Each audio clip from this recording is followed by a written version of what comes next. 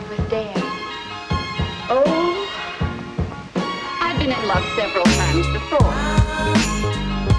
Hey everyone, so I'm here with Waza, who is a hip-hop producer who's had some recent rather exciting success, and who's also been a member of Start Now Finish Fast. And before I say anything else, I just want to say I doubly appreciate you being here, Waza, because this is the second time we've done it because I completely messed up the recording last time.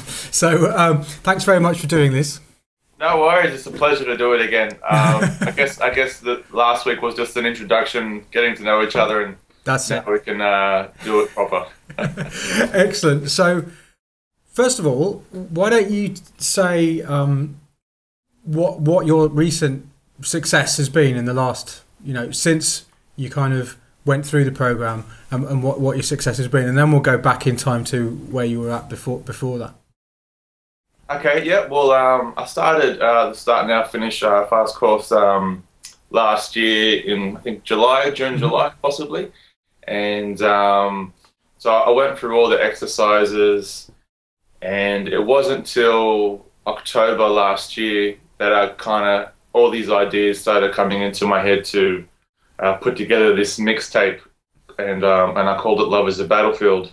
And being a hip-hop producer, I wanted to do something with no kind of like guest singers and rappers and stuff like that. So I decided to just sample a lot of old records from like the 50s and the 70s and the 80s, and I got all these great ideas just coming into my head. They just like a lightning bolt hit me one day, and I basically planned out the next 6 months of my music career in 5 minutes. And I think it was exercises that I did from your course that made me achieve that. And so I put together a beat tape, and I narrated it with audio from an educational movie called How Do You Know It's Love? Mm-hmm. It was made, it's an American movie made to show the teens of America that love is a serious thing, and shouldn't be taken lightly, because you can get yourself into trouble. So I narrated this mixtape over 7 songs, and I sampled a lot of songs that touched me in a way over the years. And so I started that in October. Like, I did all the pre-production in the studio that you see behind me, and then I took it to my engineer's studio just to mix it properly and make it sound ready for radio and TV like that, because I'm not at that stage yet. It takes years and diplomas and all that jazz, but I've got the foundation to get it already. But then just to make it finished, I need a bit of help on that still. So that was finished in January this year, and then I approached a publicist, and they pitched it out to a radio across Australia and blogs online, and Rage as well for my video clip that I made. And I achieved tremendous success, and it was crazy, like for what it was, like being like an instrumental tape, for it to be received so well. Like usually you need to have like a great hook and like a guest singer or something on the track for it to be achieved well. And I think, again, like the course helped me achieve the success, like applying the basic kind of elements, basic ones as well. I think it helped me achieve that. Like the mixtape got played, or one of the songs got played twice on the actual Triple J radio station, and one of the songs got added to rotation on the online Unearthed radio station. So I achieved a lot of plays on that. It got added to rotation on 2SER, FBI here in Sydney. If people don't know those radio stations, they're radio stations here in Sydney. And that was great, and even across Australia as well. Adelaide, one of my songs charted 13 on the radio charts there. And one of my video clips got added to rotation on Rage, so it got played 6 times in a total of 2 weeks. So that was, I think, Friday night, Saturday morning, and then Sunday morning. That's crazy for an independent artist. Like, usually they might play it once and then forget about you, like on to the next guy. But yeah, they played mine, which was great. And so yeah, just success like that was, like, and you know, people hearing my song on the radio and then contacting me via Facebook or SoundCloud, or seeing my video clip on Rage and contacting me. And at a point there, I was achieving, like, you know, 100 plays on my SoundCloud a day, and you know, that's crazy. Like, you know, 9 months ago, I was getting 1 play a day, and for it to just, you know, go gangbusters like that was just a big achievement and an eye-opener for me, because, you know, I always had a bit of self-doubt. Like, being a producer and you know, a solo producer, it's hard to, you know, gauge that audience and grab their attention, you know, for 3 minutes. And particularly in hip hop, I guess, which is kind of very, well, traditionally anyway, is very kind of based on the vocal, I guess. That's right, yeah. Based on the MC and stuff. And I guess I approached it, you know, in a traditional hip hop sense, where it was more like, you know, I'm not really a DJ, but I approached it like a DJ would, you know, mashing up samples and stuff. So yeah, I approached it in a traditional sense, and yeah, and it worked out well for me, so I'm really happy about that. So going back in time to before the mixtape and all the great things that have happened when you first sort of came across Start Now Finish Fast and my stuff, what was it that you were facing? What was the reason that you decided to give Start Now Finish Fast a go? I mean, there must have been some kind of challenge or some kind of thing that you were finding it hard to get through. Yeah, yeah, it definitely was. You know, going through battles with myself in terms of, you know, because I've been doing it for a long time, you know, being a producer, hip-hop producer, and also being a musician as well. I started playing instruments when I was, you know, 13, and now I'm much older, and here I am, a producer. So basically, what I was experiencing, I was just fed up and just like, oh, why isn't anything working for me? You know, I'm spending hours and hours in my studio, and you know, I'm not churning out results. It's taken forever and ever, and that just turned into having sleepless nights. You know, laying in bed is like, oh, you know, I hate my life, and I suck as a producer, and you know, I'm never gonna achieve success. You know, not like, you know, big success, just like a few results to keep the engine running, you know, inside, and so that was going on for a while. Probably for a few years, actually, because I guess, you know, I never really did an audio engineering course or a music production course, so I always learned from friends or on YouTube and tutorials and stuff like that. So I always had that doubt in my head saying, oh, you know, you mustn't be good at it because it's not working for you, you know. So that was one thing. So that was the main thing, I guess, what everyone deals with. So then, yeah, one day I came across, I think some website was promoting your course, and I happened to click on the link and, you know, delve further into it. And then I think you offered some free exercises from that, and I started receiving some emails from you, and the content that I was receiving seemed, you know, pretty good, and I was keen to, like, all right, Waza, you know, it's now or never, you know. I was willing to try anything, not everything, but anything. Like anything else, you know, and I liked it, and some of the stuff that you were saying, you know, I was really interested about, and because you talked about a lot about neurology and stuff, and some of your exercises were very intriguing, you know, like very spiritual kind of exercises. How you're talking about, I can't remember now, but the guy that sits on the front of the elephant and stuff like that. Yeah, the Mahout and the Maharaja. Yeah, I like that stuff, you know. Yeah, I mean, that's kind of just to explain to people who don't know what on earth we're talking about right now. It's just a way. It's like a metaphor for describing the way that your mind works. So you know, your conscious mind is the Mahout, so the rider, and the unconscious mind is the elephant, and there's this third person. So when you're talking about when you're thinking about thinking, that thinking is the Maharaja, and actually developing that guy is a really good way of getting a bit of distance between you and anything you're doing. So for instance, all of those feelings that you were having about music production and I'm no good enough and all this stuff, at that point that was you being your Mahout. But what kind of the first step of Start Now Finish Fast is largely about thinking about that third person, because as soon as you get that third person observer thing where you're going, oh, that's how I'm feeling, it gives you just enough space to move forward. Because when you're in the middle of it, you're like, oh, what do I do? You know, it's like you're trapped in this kind of state of not knowing what to do. As soon as you kind of take a bit of a more of a dispassionate look at it, then you can actually start to do other things about it and apply the techniques and the strategies and you know, the ways of thinking that are in Start Now Finish Fast. So certainly when you're in a state of being really stuck, that kind of way of thinking helps. Whether you call it a Mahoutan, a Maharaja and an elephant or not, it's just my way.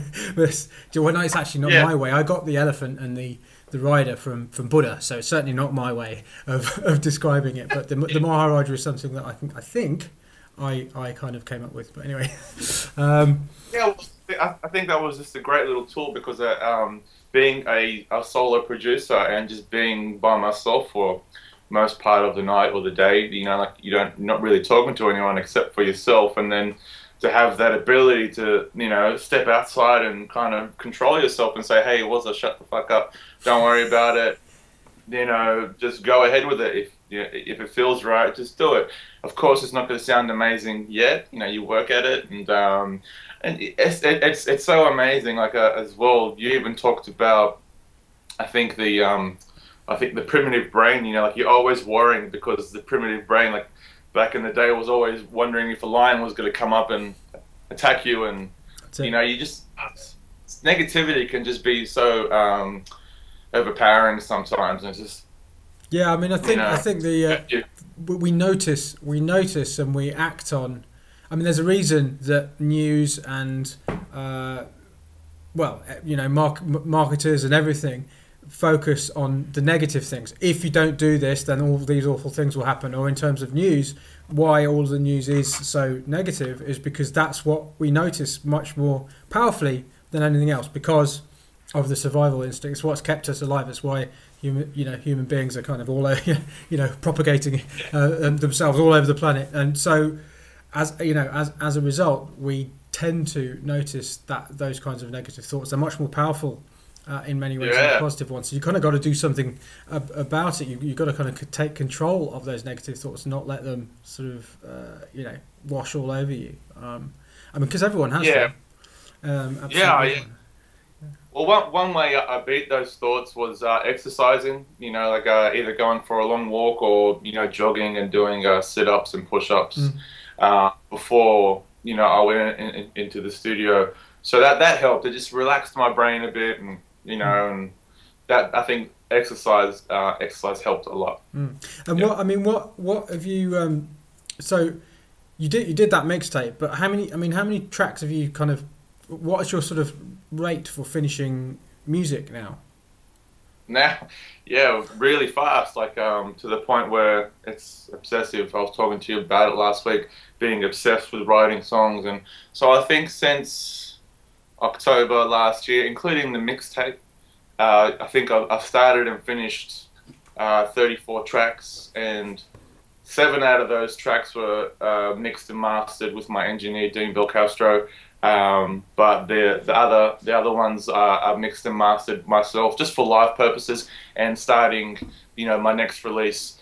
You know, I've pretty much got my next release finished. I've got 7 tracks, but I'm gonna sit on it and probably write maybe another 7 tracks, because a thing I'm experiencing now is that I've created something, I've put something out into the world that's been a success, and now I got to top that. I got to come back again and like, hey, I'm back again, and I'm still good, and that's hard, you know. So I'm facing another thing. I might need tips from you on how to beat yourself and. Yeah, well, I mean, the familiar second album or second mixtape syndrome is that's a biggie. I mean, there is a double-edged sword to success, to doing really well on anything, because then you feel the pressure, which is one of the reasons you need these kinds of tools. And the way, you know, I mean, I always say that because the first thing that most people do, the first strategy most people use if they're not feeling it in the studio and they're not getting stuff done and they're really slow, is to go, well, I'm not good enough. I'm obviously not good enough at it, so therefore I need to learn how to use the tools properly. So they go and look at tutorials and everything like that. But the fact of the matter is, the most important tool that you have in your arsenal is your brain. It's like that's the tool, and with the new stuff that's coming through, you know, the brain-based science, we can actually learn how to use it much better than we could even when you and I went to school. You know what I mean? It is. I mean, it's not possible to completely use it like you would use a compressor. You don't sort of twiddle a knob, but it is a lot. In large part, you are able to modify how you kind of experience something. I mean, what I would suggest to you in that situation is to go through, maybe go through the material in the program again, because I'm sure there's some stuff in there. And in fact, what I'll do is I'll have a think about it, and I will send you some suggestions for actually looking at particular things, because I know what that feeling was about. I remember my second album took me, it was ridiculous. I found it really hard. In fact, a lot of the stuff that is in the program came about as a result of me, of what happened finishing that second album. I mean, in terms of like the amount of music you're finishing, I mean, how much were you finishing before you did Start Now Finish Fast? I wasn't finishing any. Like, I probably had the same amount, but I wasn't finishing any. Okay. So, yeah, there's like my hard drive behind me, you know, like it's got thousands of songs, you know, finished, unfinished, and yeah, so that was all kind of pre last year, and yeah, so since I started your course, everything that I've written, even if it's just an idea, you know, even if it's not the greatest song ever written, it's still started and finished, and you know, and I think it's important to just, even if it's not the best song, just to finish it, and then you can just go back and look at it. And also as well, because I'm going through a little bit of struggles at the moment, because I've written so many songs, and I'm deciding what's going to go on my next release. It's probably going to be an EP. I've picked a song, and I've also taken elements of a song that a good element of a song that I probably won't release, and put the best part of that song and put it into the song that I am going to release. So that's I guess that's a good thing of having songs finished. So you can just pick the best things, because I've always realized once you put something out into the world, you see your mistakes, especially when you put it on SoundCloud or something, or it's like, oh man, what was I thinking? Like, that kick drum is too loud, or why the hell did I put the bass in stereo for, or stuff like that. So you learn these things, and so I think that's the best thing. Just, even if it's not going to be the greatest song, start it and finish it, move on to the next one. So since your course, I've done probably about 34 of those, and every day I'm working on something. So I mean, having that ability to finish music, lots of music, gives you so much.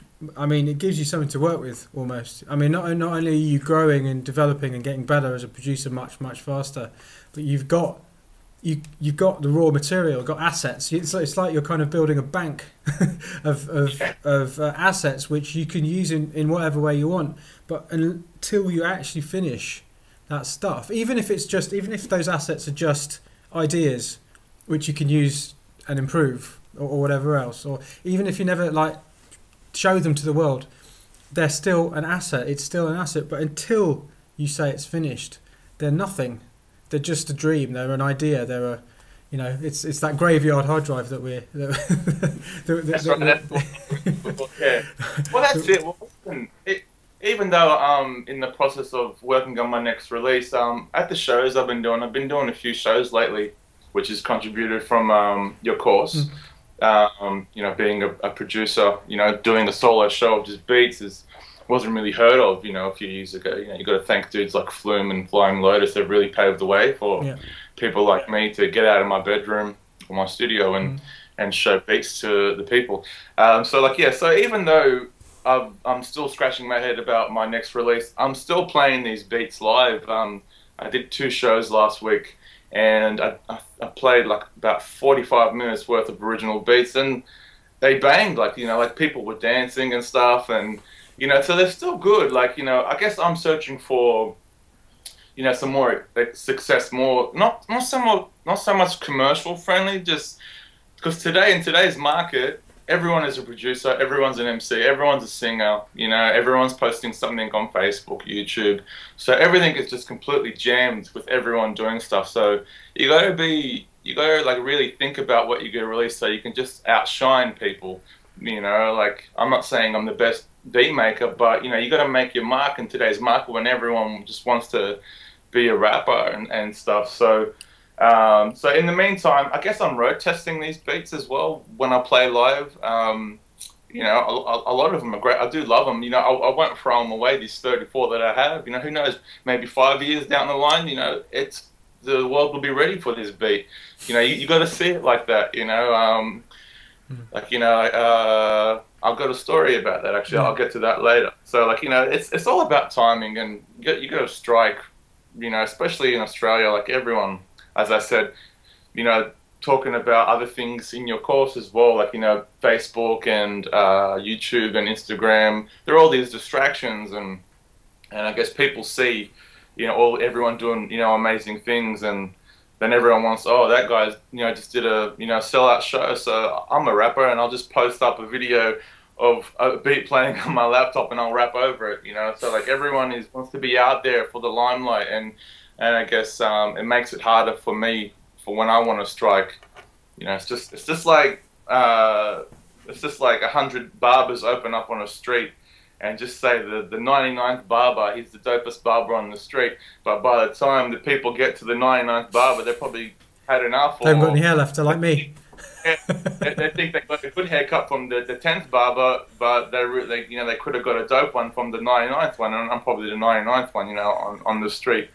So that's why I guess I'm sitting on the 34th track. So I just got to make sure my haircut is the best haircut. At least you got some hair to cut. So yeah.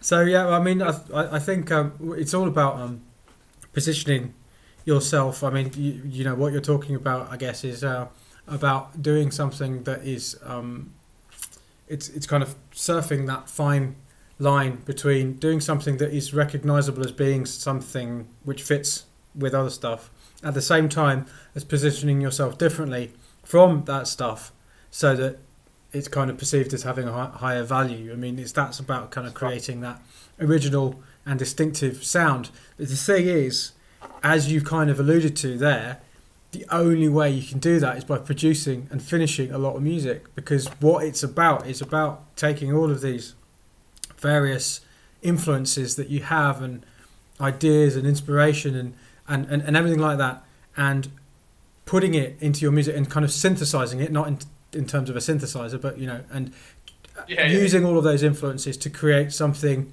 that is at least perceived as being original or new. And the only way you can go through that process is by writing a lot of music, by making a lot of music. You can't do it in your head. You can't. I mean, you know, it always makes me laugh when people say, you know, I've got all these ideas in my head. You know, I know I can do it. I've got all these ideas in my head, and it's like, yeah, everyone's got loads of ideas on their head. The fact of the matter is, it is nothing until you get it out and finish it. I mean, you know, when I say get it out, I mean get it out of yourself onto the computer or whatever it might be that you use, and that's where you know, that's the difference between success and not success. I mean, you never would have got anywhere had you not finished that mixtape, for instance, you know.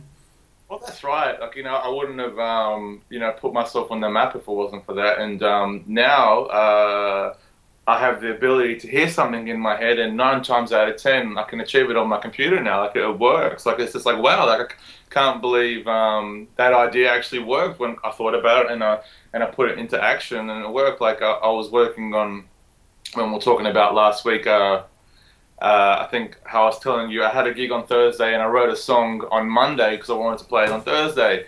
And, you know, come, I think it was Wednesday, I think it was, so the day before the gig, you know, I had this great instrumental.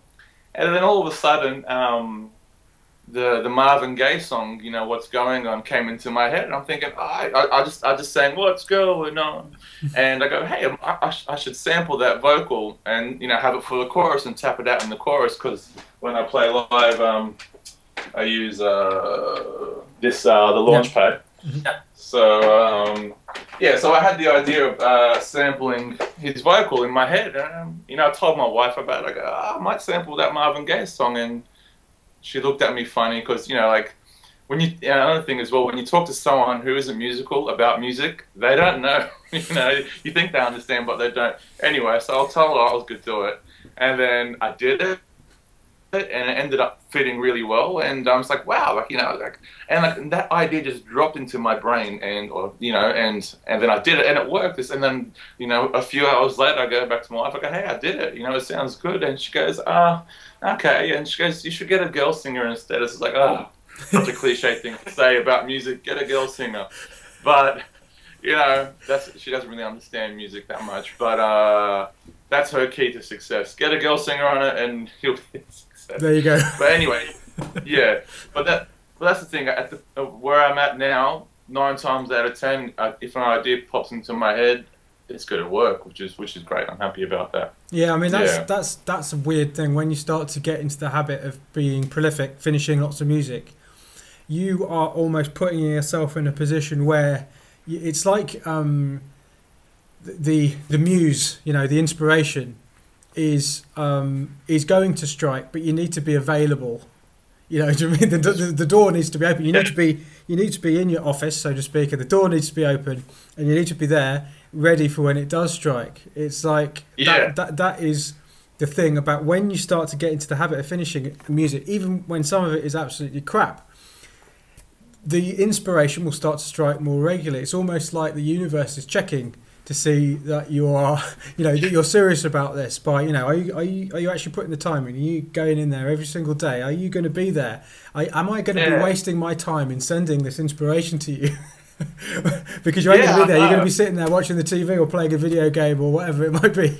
So I mean, no, you're going to go, no, I'm going to be there. And once you show up, once you turn up consistently, then it does really start to flow. I mean, I think it's partly about practice as well. Practicing, getting into that kind of flow state, for want of a better word.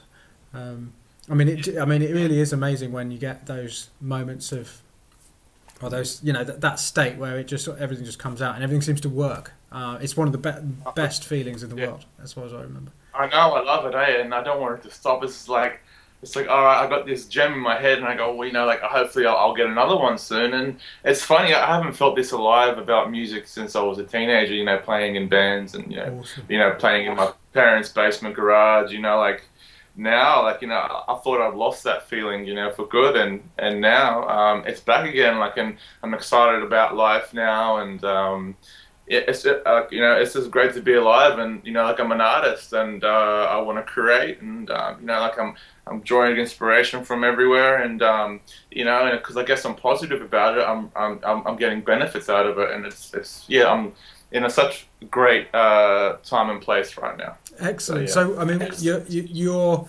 working on your second release at the moment. I mean, first of all, where can people hear this mixtape? It sounds absolutely amazing. Yeah, it better be amazing now. You can get it on my SoundCloud. I'll send you some links to put in at the bottom of this video if you can. So yeah, it's on SoundCloud, it's on Bandcamp. I've got my video clip on YouTube. Basically, if you just type in Waza, W-A-Z-A, and then the song Act 2 in Google, you should be able to find something on me. But I'll give you the link so you can put it at the bottom of this video. And if you want to check out my stuff, yeah, go ahead, check it out, and get back to me and let me know if you like it. Awesome. Yeah. And when is, I'm going to ask you the dreaded question. When are you going to finish that second release? Well, actually behind me, I've got a song that I've resurrected out of the 34 that I wrote, and as I said, got the best elements of an old song and put it into that. I don't know. I'm hoping in a couple of soon. hours. Yeah, in a couple of hours. It'll be in flow as well. I've gone to the point where with this song, I think it's ready for a vocal, and I've got an idea for a saxophone.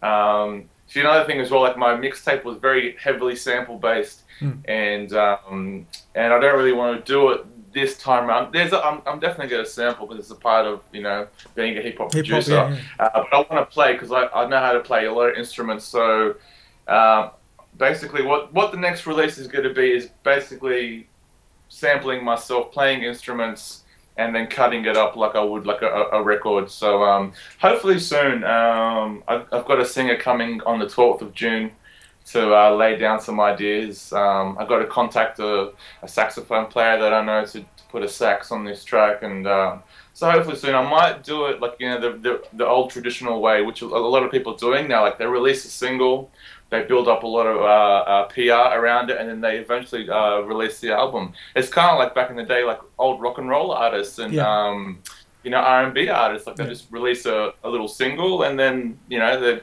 they get a lot of attention from it. So I like that people are doing it these days. It reminds me of the old days, and it's good because the good thing about that is if I just release one song, it won't cost me that much, and if people are vibing on it, then I can continue to go down that same road as well, because, you know, being independent and, you know, money is an issue, you know, like I can't afford to spend thousands of dollars on something that isn't going to work. And, you know, and with the mixtape, it was a cheap experiment, and it was a success as well. So that's another thing as well. I got to figure out a way to do something that's cost effective and that's going to make a mark. So I mean, you know, there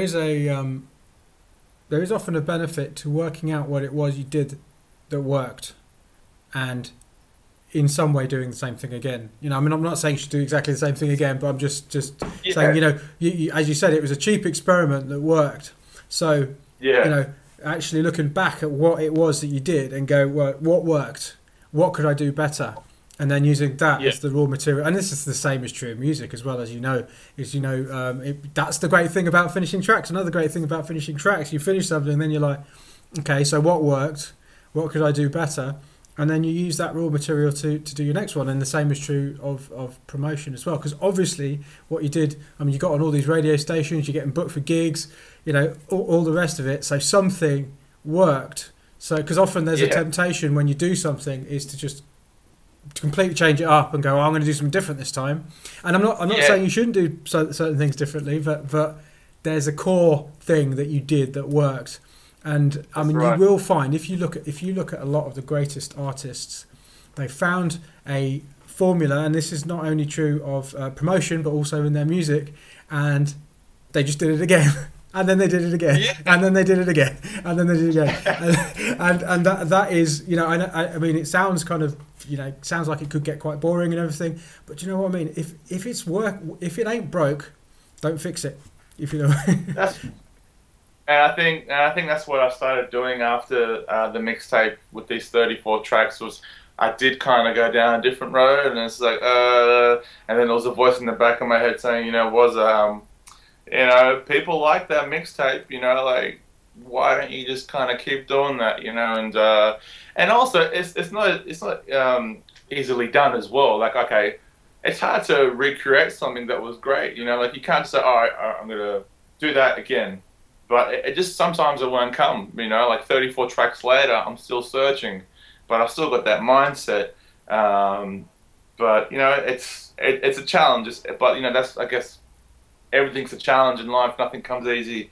So I'm still searching. I mean, everything that's worth doing is tends to be not easy. That's certainly the way I see it anyway. Okay, great. Well, I'm going to put some links under this video to your mixtape and your SoundCloud and everything, but I really appreciate you doing this. As I said, this is the second time of doing it, so thanks a lot for doing that, and good luck for the future. Keep making loads of music. I'm sure you will. I can't wait to see what you do next. Thanks, Mike. Thank you so much, and thank you for all the help you've given me over the last 9 months. It's helped a lot. Problem. It's my pleasure. Oh, okay. Cheers. I've been in love several times before.